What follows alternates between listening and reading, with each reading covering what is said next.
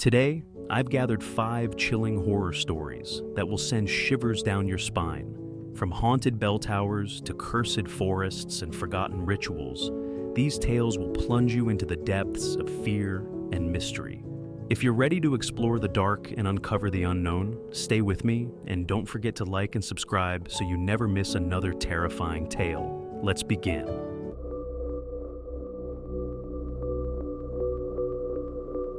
Lena had always been fascinated by the Mystic Shop on the corner of Eldridge Street.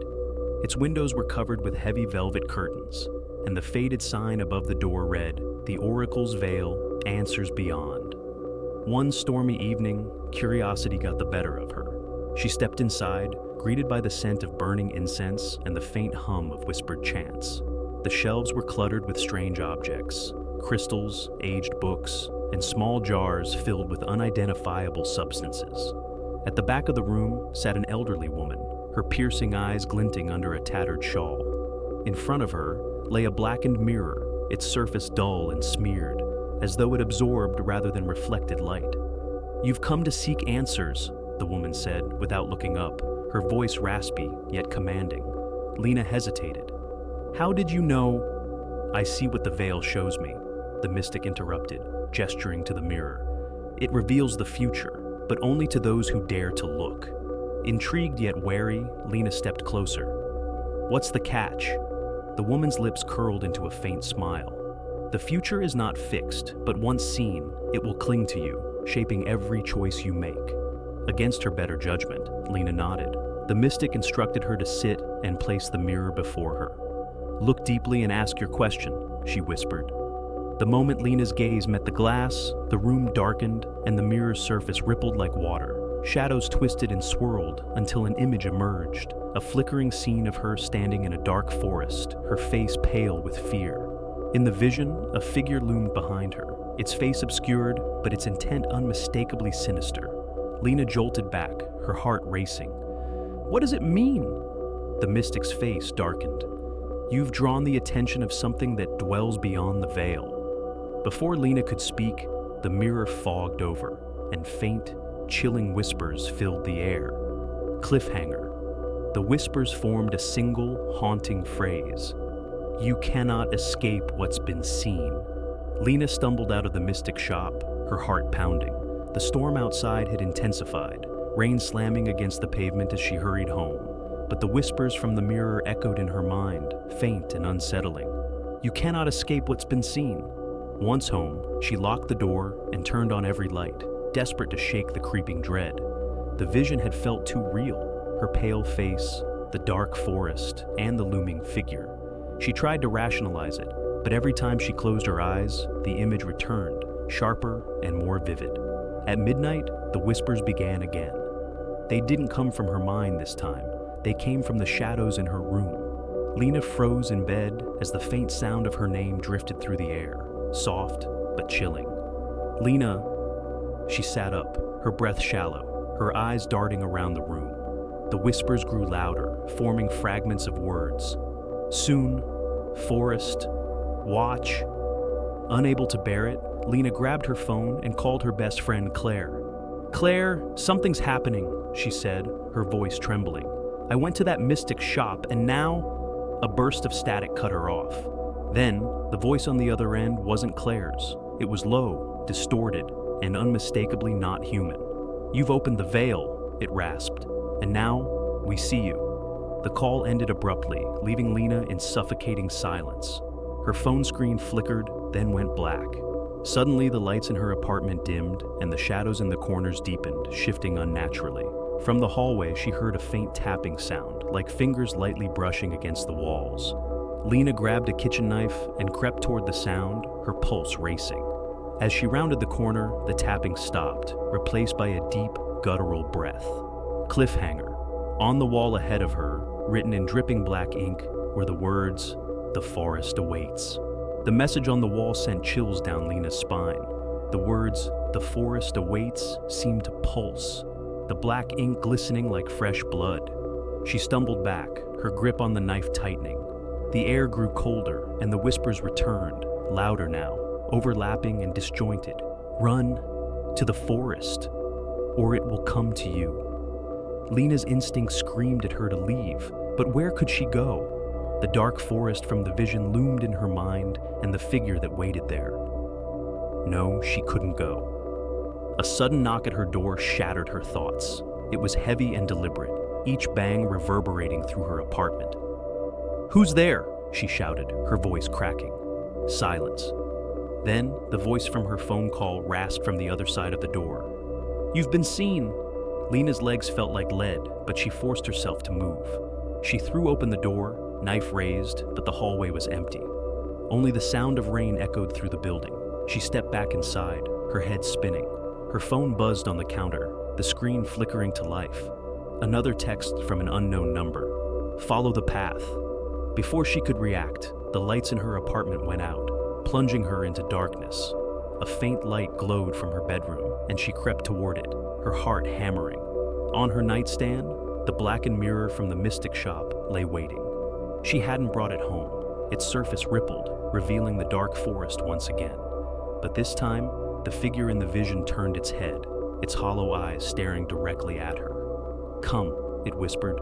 Lena felt an irresistible pull, her body moving toward the mirror against her will. The whispers grew deafening, and the room began to dissolve, shadows stretching and twisting into gnarled trees. In the blink of an eye, Lena found herself standing in the forest from her vision. The air was heavy with fog, and the trees loomed like silent sentinels. Ahead of her, the figure waited, its face obscured, but its presence suffocating. Cliffhanger. The figure raised a hand, pointing to a path that disappeared into the darkness. In a voice that echoed all around her, it said, "The only way out is through." The figure's words echoed in Lena's ears. The only way out is through. She stared at the path ahead, its dirt trail winding deeper into the shadowy forest.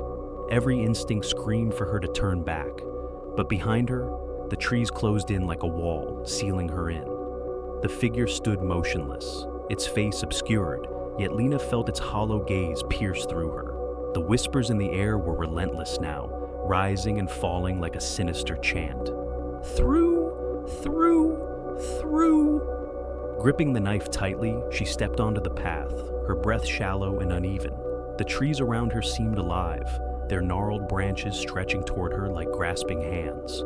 The further she walked, the darker it became, until the only light was a faint glow emanating from the figure ahead, always just out of reach. Then she began to hear footsteps, not her own. They shuffled and dragged, coming from the woods on either side of her. Lena stopped, her heart racing, but the footsteps didn't. They grew closer, circling her. "Who's there?" she cried, her voice trembling. From the shadows emerged figures, pale, gaunt, their faces blank except for hollow, gaping mouths. They moved slowly, their heads tilting unnaturally as they surrounded her.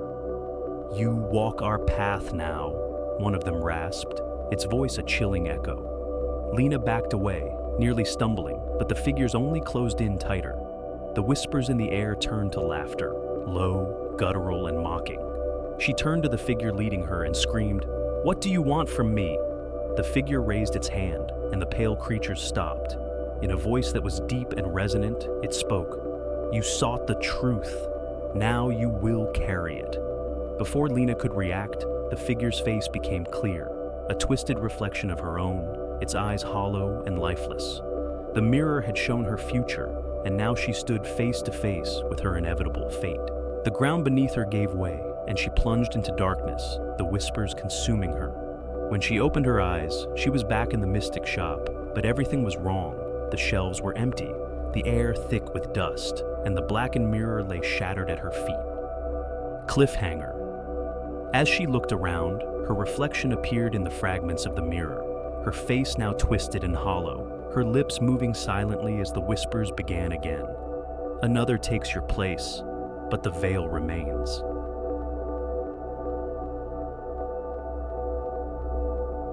The legend of the Forest of Lost Names had always been just that, a story told around campfires. It was said that deep in the woods, there stood a tree with countless names carved into its bark. Those who inscribed their name gained power, but at a terrible cost. Jake and his friends, Maya and Ryan, were thrill seekers, always chasing the next adrenaline rush. When they stumbled upon an old journal in an abandoned cabin detailing the location of the tree, they knew they had to find it. "This is just a stupid myth," Maya said as they ventured deeper into the forest, the dense canopy above blocking out the sun. But her nervous laugh betrayed her unease. Hours passed, and the forest grew unnaturally quiet. No birds, no rustling leaves, only the sound of their own footsteps crunching on the dry ground. Jake led the way, clutching the journal tightly. Finally, they reached a small clearing. In its center stood a massive ancient tree, its gnarled trunk scarred with hundreds of names. The bark seemed to shimmer faintly, as if the names pulsed with life. "This is it," Jake whispered, stepping closer. The air around the tree was heavy, and an eerie hum filled their ears. Each name etched into the bark seemed to radiate a faint glow. Jake pulled out a pocket knife, his curiosity overpowering his fear. "What are you doing?" Ryan hissed. "Just one carve," Jake replied, his voice hollow. "I need to know if it's real." As the blade touched the bark, the hum intensified, and the glow brightened. Jake carved his name, and as he finished the last letter, the forest seemed to shudder. A cold wind swept through the clearing, carrying a chilling whisper. "Another joins us." Jake stumbled back, the knife slipping from his hand. "Did you hear that?" he asked, his voice shaking. Before they could respond, the ground around the tree darkened, and shadowy figures began to emerge from the surrounding woods. Their hollow eyes fixed on Jake, and their voices joined in a haunting chorus. "Your name is ours now." Cliffhanger. The shadows reached for Jake, their cold, skeletal hands stretching closer as the ancient tree's bark began to twist and crack, revealing something alive beneath. Jake froze as the shadowy figures closed in, their hollow eyes glinting in the faint glow from the tree. The bark writhed, the names carved into it twisting and merging, as though the tree itself was alive. "Run!" Maya screamed, grabbing Jake's arm and yanking him backward. The three of them bolted, the chilling whispers echoing behind them. "You cannot run from your name." The forest seemed to shift around them, paths disappearing and trees twisting into grotesque, unnatural shapes. No matter which direction they turned, the whispers followed, growing louder. "What the hell is happening?" Ryan gasped, clutching his side as they stumbled to a stop. Jake's arm burned where he'd carved his name.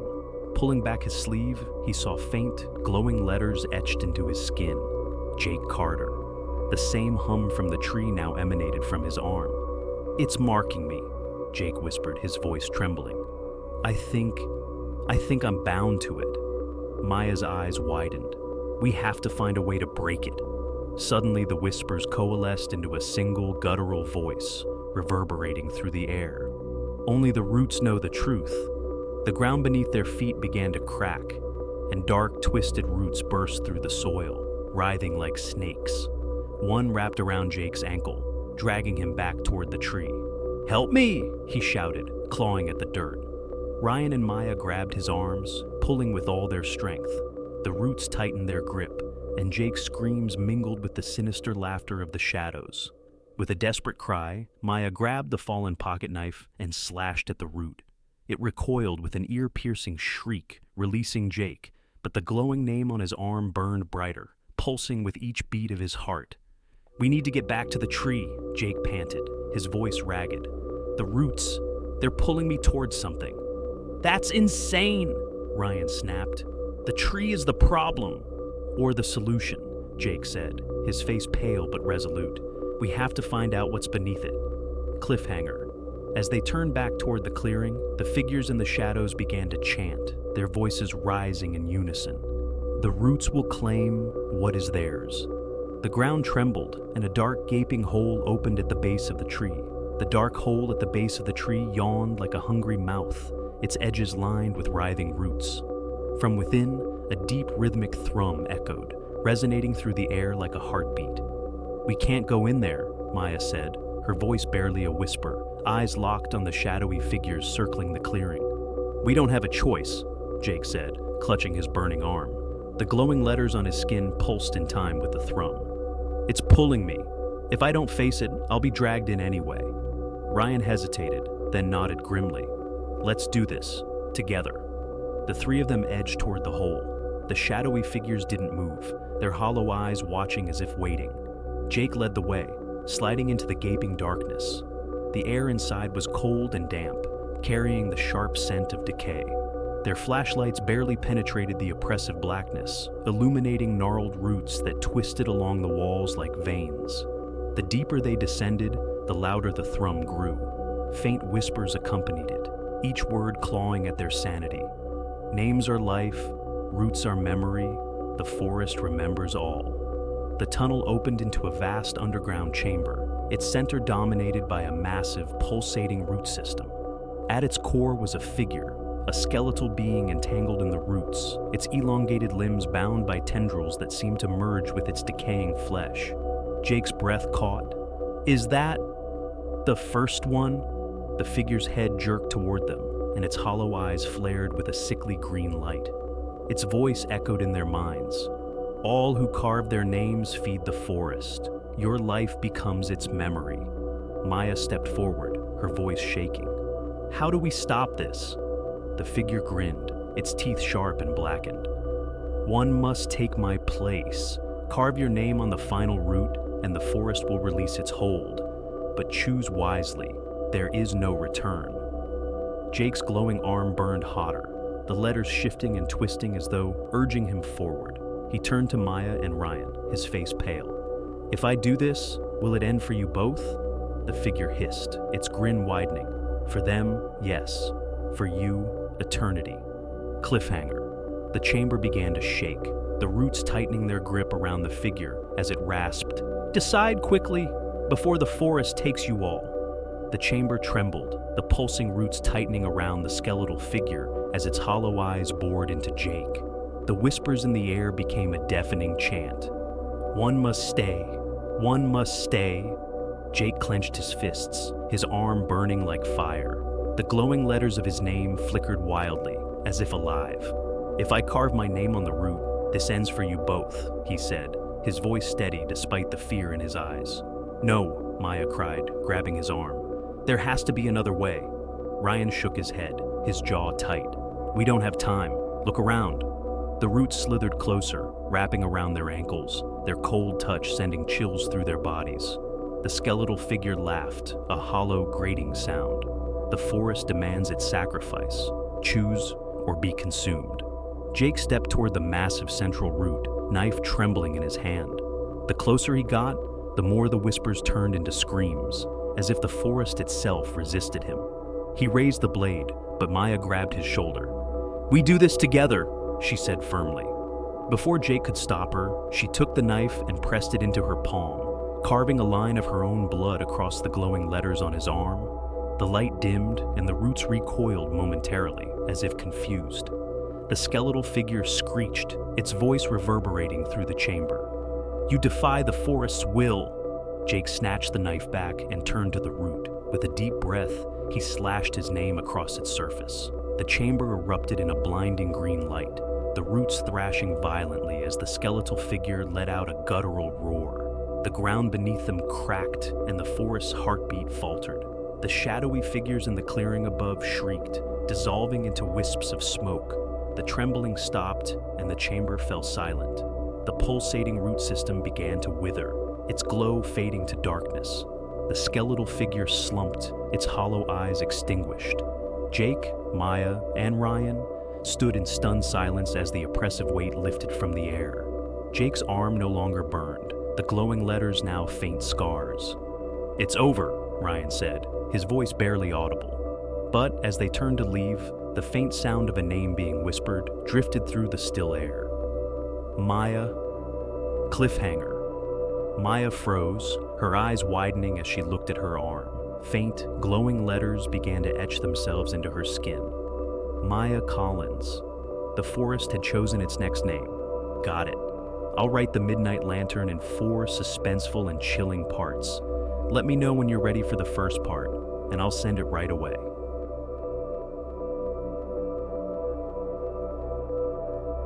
In the remote mountain village of Eldon Hollow, the lantern in the town square was more than a light. It was a lifeline. Every night at midnight, the villagers gathered around it as the heavy fog rolled in, swallowing the surrounding woods. The elders said the lantern kept the shadows at bay, and no one dared let it go out. Lucas had grown up hearing the stories. His grandmother often whispered about the night the lantern failed decades ago, when the village lost an entire family. "The fog took them," she'd say, her voice trembling. "No one ever found their bodies." One cold autumn evening, Lucas was assigned to guard the lantern. He wasn't superstitious, but he couldn't shake the unease that settled over him as the clock struck midnight. The flame inside the glass flickered unnaturally, casting long, distorted shadows across the cobblestones. The village was eerily silent, save for the occasional rustling of leaves. Lucas adjusted his coat, his breath fogging in the cold air. But as he stood watch, a strange sensation prickled at the back of his neck, like he was being watched. From the corner of his eye, he noticed movement in the fog. A shadow, tall and thin, swayed just beyond the lantern's light. "Hello?" Lucas called, gripping the lantern pole tightly. The shadow didn't respond. It stood motionless for a moment, then slowly receded into the fog. Lucas's heart pounded. He turned to check the lantern, but the flame was dimming, its once steady light flickering wildly. Suddenly the air grew frigid, and a low, guttural whisper floated through the mist. "Let it go out. And see." Lucas stumbled back, his pulse racing. The shadow returned, now closer, its hollow eyes glinting faintly in the lantern's dying light. Cliffhanger. The flame sputtered once more, and just as it seemed ready to extinguish, Lucas heard the chilling sound of footsteps approaching from all directions. The footsteps grew louder, crunching against the gravel streets as the fog thickened around Lucas. His eyes darted in every direction, searching for the source of the sound, but all he could see were faint, shifting shadows beyond the lantern's flickering glow. "Who's there?" Lucas shouted, his voice breaking. The footsteps stopped abruptly, replaced by a deep, guttural whisper that echoed from the fog. "It's time to see." Suddenly, the flame inside the lantern went out. Darkness swallowed the square, and Lucas felt the cold seep into his bones. He fumbled for the matches in his pocket, but his hands shook too much to strike one. The whispers grew louder, overlapping into an eerie chorus. "Let us in, let us in." The shadows in the fog began to take form. Tall, gaunt figures with elongated limbs emerged, their hollow eyes glowing faintly. They moved unnaturally, their bodies jerking and twisting, as though struggling to maintain their shape. One figure stepped forward, its skeletal hand reaching toward Lucas. "You've let the light die," it rasped, its voice a harsh scrape. "Now, the hollow will claim you." Lucas stumbled back, finally managing to light a match. He cupped it against the wind, but before he could relight the lantern, the match flickered out. The nearest shadow lunged, its icy fingers brushing his shoulder. Lucas cried out and scrambled to his feet, sprinting toward the nearest house. He pounded on the door, but no one answered. The entire village seemed deserted, its windows dark and lifeless. The fog pressed closer, and the whispers became screams, agonized, desperate wails. Lucas turned back to the lantern, now surrounded by the shadowy figures, their forms writhing like smoke. One figure turned its head sharply toward him and hissed, "You can't run from the dark." Cliffhanger. As Lucas backed away, the fog parted briefly, revealing the edge of the village, and beyond it, a wall of endless shadows waiting to consume everything. Lucas froze as the wall of shadows rippled, the figures within shifting and stretching as though alive. Their hollow eyes flickered like dying embers, and their whispers turned into a low, rhythmic chant. One must light the way, or all will fade. The lantern in the square remained dark, its protective glow extinguished. Desperate, Lucas stumbled toward it, his breath coming in short, frantic gasps. The shadows around it stood like sentinels, blocking his path. "You can't take the light back," one of them rasped, its voice cutting through the heavy air. "Once it's gone, the price must be paid." Lucas gritted his teeth, gripping the cold matches in his pocket. "What price?" he demanded, his voice shaking. The figure closest to him stepped forward, its skeletal hand pointing toward the edge of the village. "The light keeps them out, but only if it burns pure," it hissed. "To relight it, you must offer what the shadows hunger for." Lucas's stomach churned. "What do they want?" The figure tilted its head unnaturally, a wicked grin stretching across its featureless face. "A life," it whispered. "Yours or another." The whispers rose again, swirling around him like a vortex. Lucas's mind raced. He couldn't sacrifice himself. There had to be another way. But the thought of offering someone else twisted his gut with guilt. In the distance, he heard faint cries. Someone else was still in the village. Hope surged through him, but so did dread. If he found them, would they understand what needed to be done? The shadows parted slightly, giving him a narrow path back to the village center. "Choose quickly," they murmured in unison. "The dark is growing." With no time to waste, Lucas ran toward the sound of the cries. He followed the faint voice to a small, crumbling chapel at the edge of the square. Inside, a young girl huddled beneath the altar, her face pale with terror. "Please," she whispered, her voice barely audible. "Don't let them take me." Cliffhanger. The lantern in Lucas's pocket flared to life for a moment, casting the girl's shadow on the wall. But her shadow wasn't her own. It was one of the looming figures, its hollow eyes locked on Lucas. Lucas stumbled back, his heart racing as the girl's shadow stretched across the chapel wall, its hollow eyes flickering like distant embers. She clung to the altar, trembling, her voice barely audible. They said they'd leave me alone if I stayed in the light. Outside, the fog thickened, and the low, guttural chant grew louder. "One must light the way. One must pay the price." Lucas gripped the lantern tightly, its cold brass frame heavy in his hands. The flame had flickered to life briefly, a sign of hope or a warning. His mind raced, the weight of the decision crushing him. "You can't stay here," Lucas said, his voice trembling. "The shadows will take you if we don't relight the lantern." The girl's wide eyes filled with tears. "But if I leave, they'll take us both."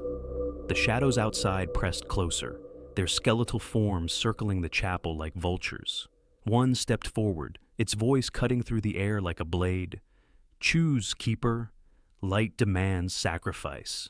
Lucas felt the matches in his pocket, their weight unbearable. His hands shook as he stared at the girl, her pale face reflecting his own fear. "There has to be another way," he muttered, but the shadows only laughed, their whispers like rustling leaves. "There is not." Desperate, Lucas turned back to the girl. "If I relight the lantern, it will protect the village. You'll be safe." She shook her head violently. "Not if it's my light." The chanting grew deafening as the shadows poured into the chapel, their presence suffocating. The skeletal figure loomed over Lucas, its grin widening. "Your time is up," it hissed.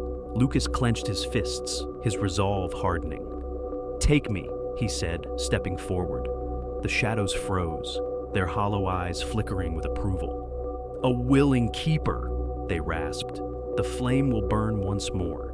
The girl's scream echoed through the chapel as the shadows enveloped Lucas, their cold fingers pulling him into the darkness. The lantern in his hands flared brilliantly, its light chasing the shadows away from the village square. Epilogue. The villagers found the lantern burning the next morning, its flame steady and bright. But Lucas was gone, and the fog never lifted from the edges of the forest. Final whisper, from the depths of the fog, a voice echoed faintly. "The keeper watches, always."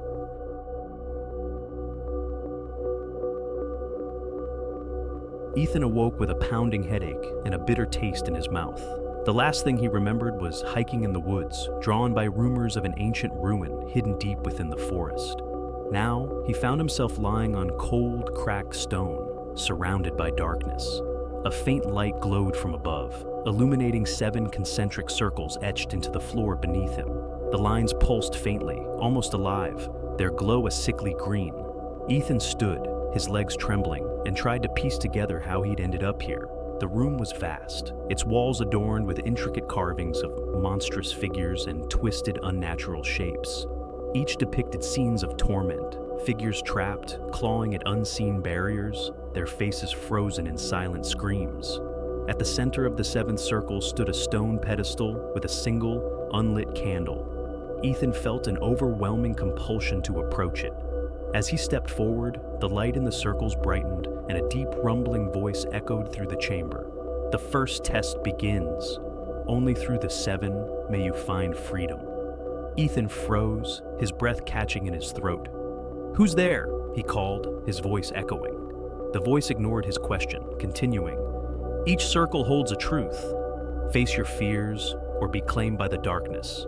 Suddenly, the air grew icy, and a figure materialized within the outermost circle. Its form was shrouded in shadow, but its eyes glowed an unnatural white. Ethan's chest tightened as he recognized its face. It was his late father, who had died under mysterious circumstances years ago. The figure's mouth twisted into a cruel smile. "You left me," it hissed, its voice dripping with malice. "I didn't," Ethan stammered, stepping back. The figure's smile widened as the ground beneath Ethan's feet trembled. "Step forward, or remain here forever." Cliffhanger. Ethan's pulse raced as he realized he couldn't retreat. The walls seemed to close in, and the only way out was through the glowing circles ahead. Ethan's heart pounded as the shadowy figure of his father stood motionless in the first circle, its glowing eyes piercing through the darkness. The voice from the chamber echoed again. "Face what binds you. Cross, or the circle will consume you." The ground beneath his feet felt alive, pulsing with a steady rhythm, like the heartbeat of something ancient. The figure stepped closer, the sickly green light casting twisted shadows across its form. "You abandoned me," the figure hissed, its voice a distorted echo of his father's. "Left me to die alone." Ethan's throat tightened. Memories of that night flooded back. The hospital, the way he'd hesitated to visit because of unresolved guilt. "You don't understand," Ethan muttered, his voice trembling. "I couldn't face it." The figure's expression twisted into one of pure rage. "Then face it now," it growled, lunging forward. Ethan stumbled back, his body trembling as the air grew colder. The circle's glow intensified, and whispers swirled around him, indecipherable yet deafening. Instinctively, he stepped into the first circle. The air grew heavy, pressing down on his chest, but the shadow recoiled as if struck. The whispers ceased, replaced by a single clear phrase. "The truth frees." Ethan clenched his fists, his voice steady despite the fear gnawing at him. "I was afraid of saying goodbye. I was weak, but I'm here now." The shadow paused, its glowing eyes dimming. Slowly it began to dissolve, its form dissipating into wisps of smoke that faded into the darkness. The first circle's glow subsided, leaving only the faint hum of the second circle ahead. Ethan exhaled sharply, but relief was short-lived. As he approached the second circle, a new figure emerged, this one smaller, hunched, its face obscured by long, tangled hair. A soft, childlike giggle echoed through the chamber, sending chills down Ethan's spine. From the shadows, a voice whispered, tinged with mockery. "Do you remember what you did?" Ethan's stomach dropped. He knew exactly what it meant. Cliffhanger. The figure raised its head, revealing the pale, lifeless face of a girl he had long tried to forget, her cold eyes locking onto his as she stepped closer. "You promised to keep me safe," she said, her voice breaking. The pale girl's lifeless eyes bore into Ethan, her voice trembling with pain. "You promised to keep me safe." Ethan stumbled back, his breath catching in his throat. Her face was exactly as he remembered, pale, waterlogged, her hair matted with dirt. A memory he had buried deep began to claw its way to the surface, the day he and his cousin Sophie wandered too close to the river. "I didn't mean to," Ethan whispered, his voice cracking. "It was an accident." The girl tilted her head, her wet hair dripping onto the stone floor. "But you ran," she said coldly. "You left me." The whispers in the chamber rose to a deafening crescendo as the second circle began to glow brighter. The girl stepped forward, and the water dripping from her hair spread across the ground, forming a shallow, rippling pool. Ethan froze as the icy water reached his feet, soaking into his shoes. "Face it," the disembodied voice boomed, "or drown in what you left behind."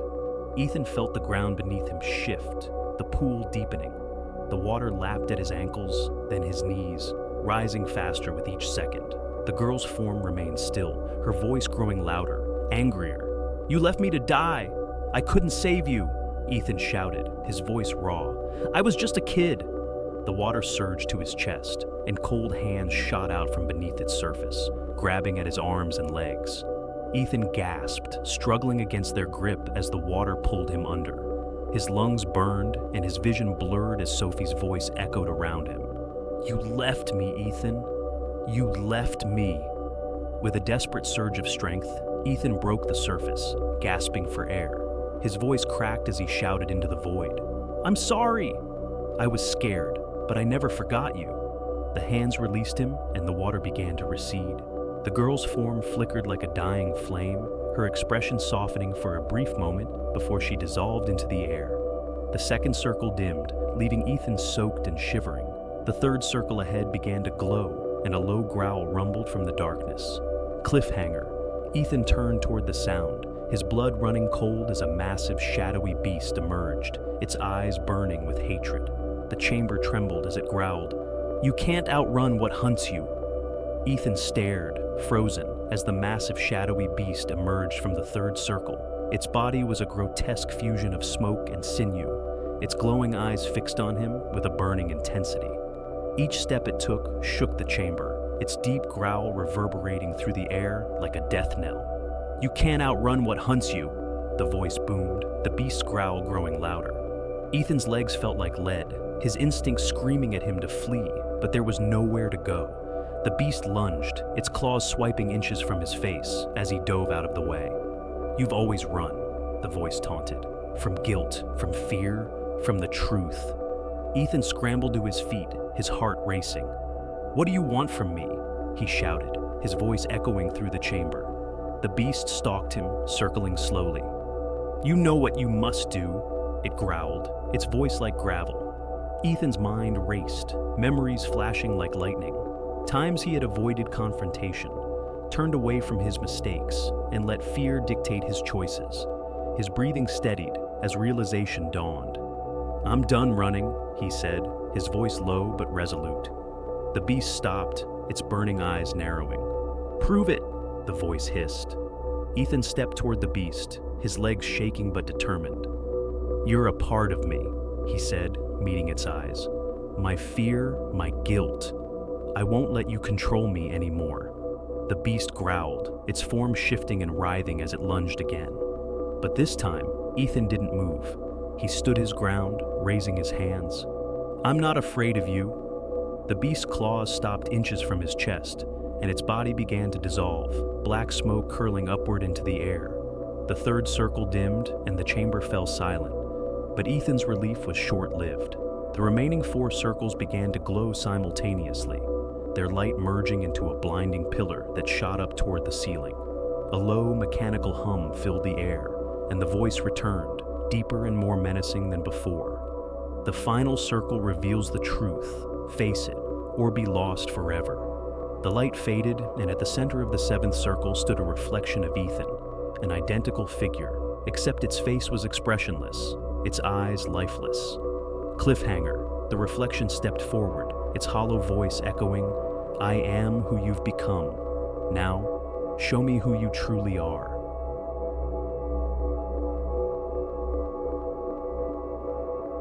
The small mountain town of Cold Hollow had one defining feature, an ancient bell tower that loomed over the village like a silent sentinel. No one knew who built it or why, but the bell rang at random times, often in the dead of night.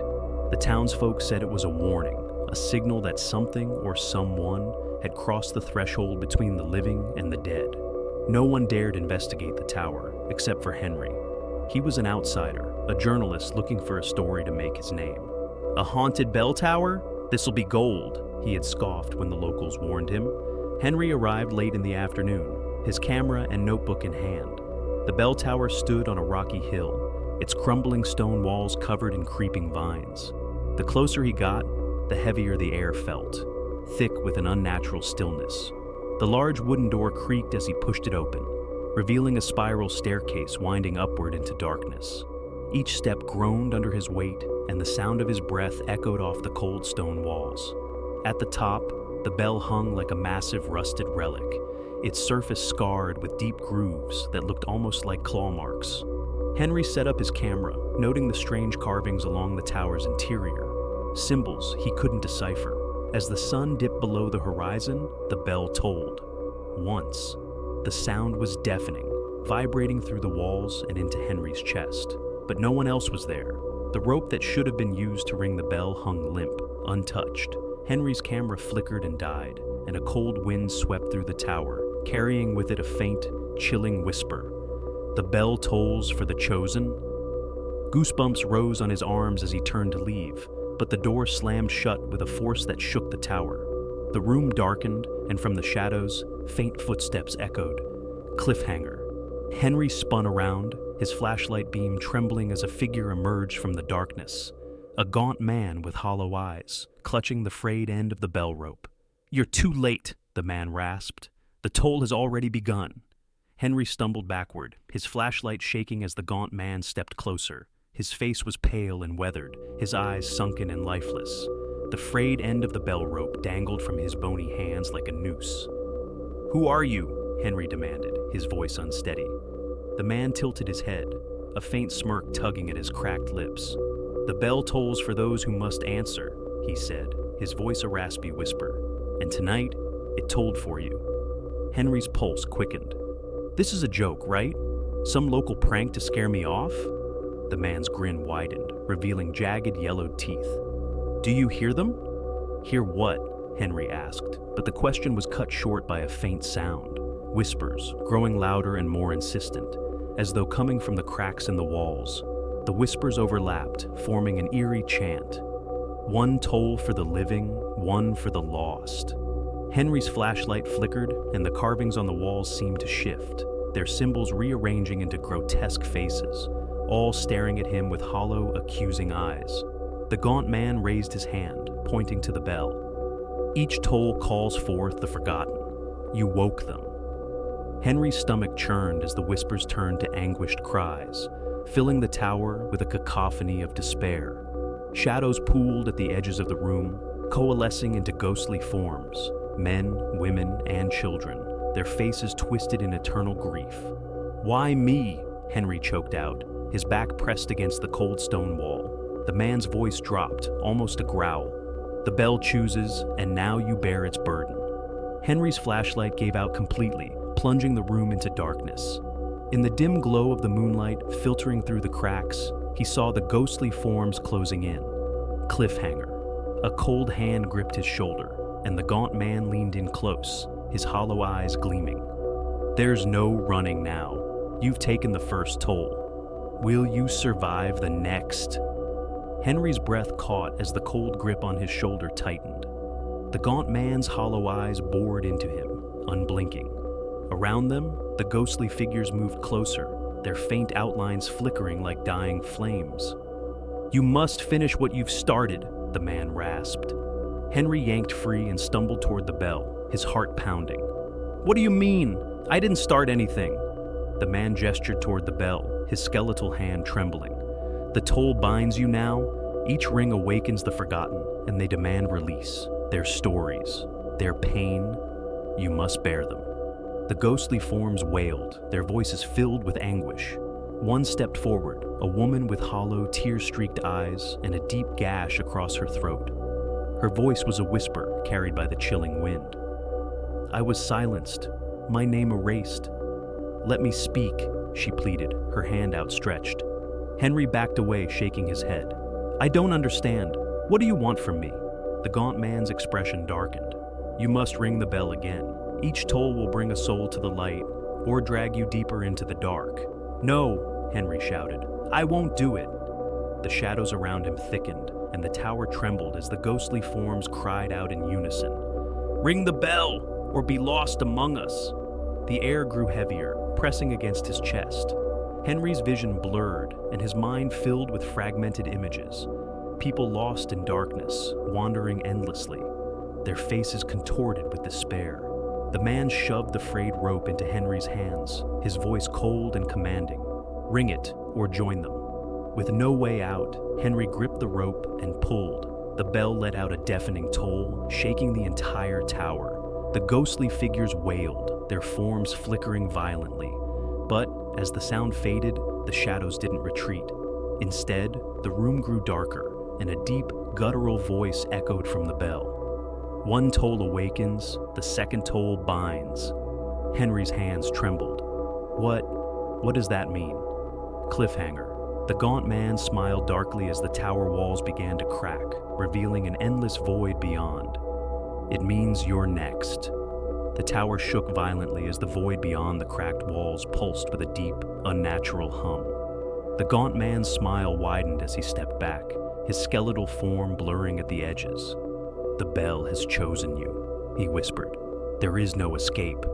Henry's grip on the frayed rope tightened as the ghostly figures surged forward, their faces contorted with rage and sorrow. "You must let us go," they cried, their voices overlapping in a haunting wail. "I don't understand," Henry shouted, his voice barely audible over the rising cacophony. "What am I supposed to do?" The gaunt man's hollow eyes gleamed.